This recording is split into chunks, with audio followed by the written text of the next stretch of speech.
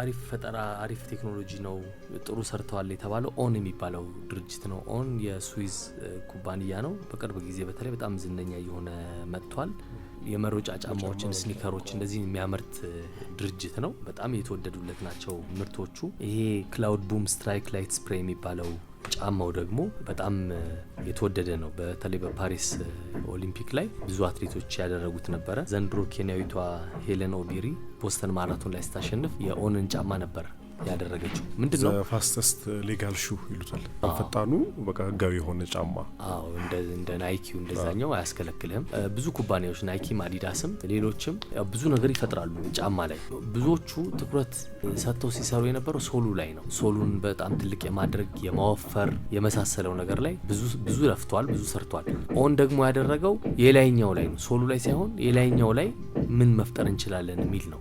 እና እንግዲህ አንዱ ነገር የጫማው ክብደት እንዲቀንስ ነው። ስለዚህ በነሱ ቴክኖሎጂ መሰረት ይሄኛው ላይት ስፕሬይ የሚባለው ጫማ 30 ግራም ብቻ ክብደት ነው የሚኖረው። የላይኛው ክፍል በጣም ስስ ነው። እንደ ሌሎች ጫማዎች በጨርቅ መስራት መሸመን እንደዚህ ብሎ ነገር የለውም። ሮቦት አለ፣ ከዛ የሆነ ሞልድ ነገር አለ።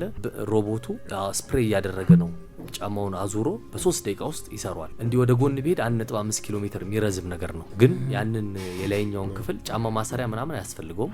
ያንን በደንብ አድርጎ ይሰራዋል። በጣም ቀላል ነው፣ በጣም ስስ ነው፣ በጣም የተመቸ ነው። ለውሃ ለመሳሰለው ነገር ማቴሪያሉ በጣም ምቹ አድርጎታል እና በጣም በዛ ምክንያት ተፈላጊ አድርጎታል። አሪፍ ቴክኖሎጂ ነው ብለውታል። እሱንም ኢትዮፒካሊ